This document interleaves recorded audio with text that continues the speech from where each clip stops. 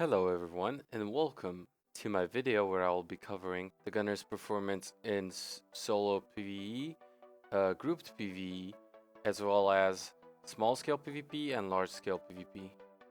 Additionally, I will be going over some tips, the glyphs and crystals that I use, and last but not least, we're gonna take a look into the upcoming changes for the gunner. If you wish to skip ahead, you can do so by clicking on one of the 4 annotations on the screen.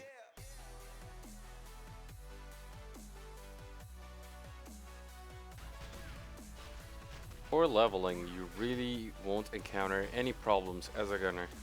You get most of your core abilities from low levels, and since you have so many AoE abilities, you can grind a lot of mobs quickly. When it comes to soloing dungeons or BAM, you're not gonna have too many issues. You have plenty of damage, evasiveness, and defense to your kit to handle those.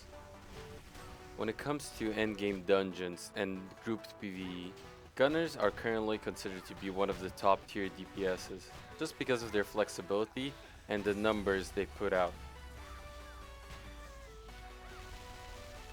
Do note that as a gunner, you're not gonna have a standard rotation that you're gonna follow.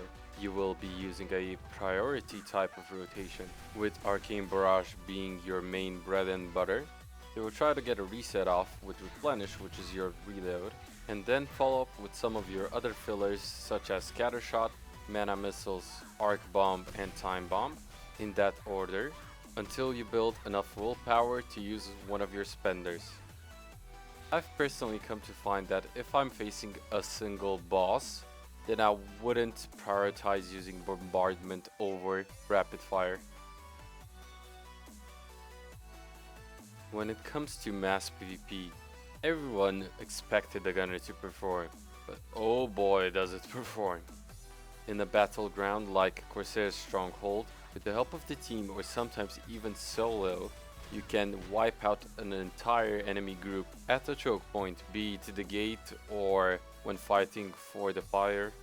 The damage on Arcane Barrage is really high right now and in my opinion overpowered. But if that's not enough, you have Baldur's Vengeance on top of that.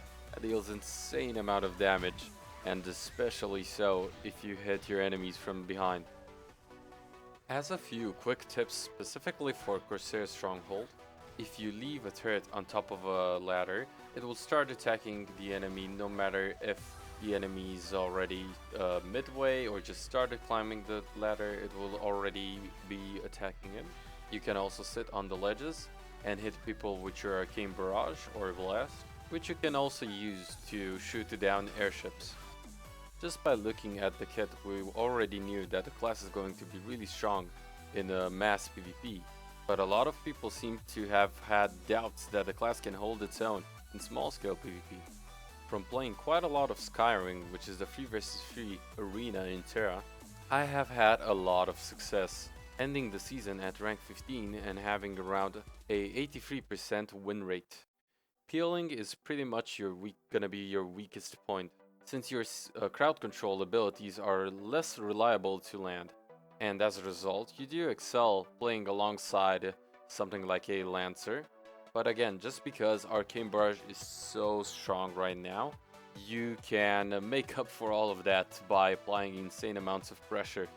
As you can see in the video taken from the stream, you can catch people off guard and land quick kills.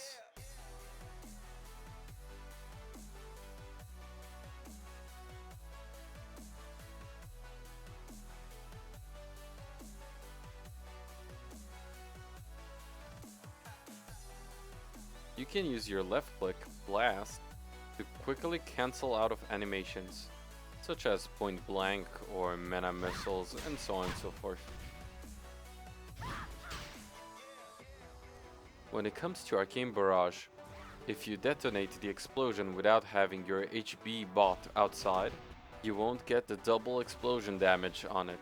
And speaking of the explosion, when detonating Arcane Barrage, it staggers your targets, and you should always try to position the explosion behind your target in both PvE and PvP to make sure that you get the bonus damage from attacking your targets from behind.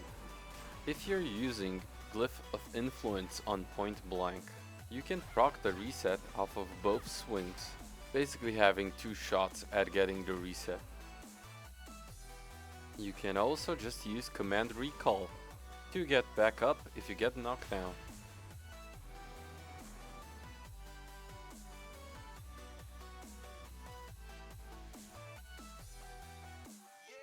This is how my general Glyph setup looks like.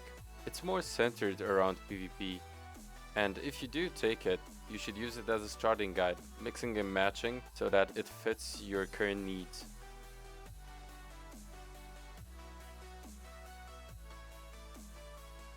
In PvE, I use Savage, Pounding, Focused, and Bitter crystals for my weapon, 4 times Hardy for my armor.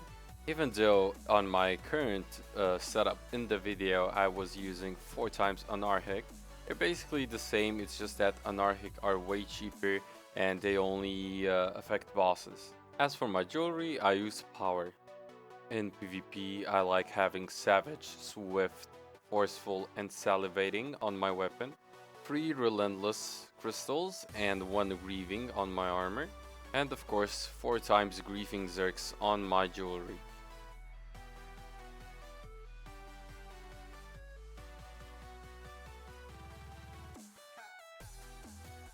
First off, credit goes to Yasha on Tera today for translating all of these upcoming changes from the Korean version of the game.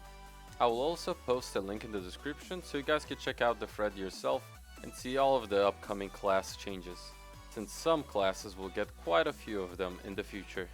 So the first thing they will add will be a stagger effect for point blank for the first hit in a PvP.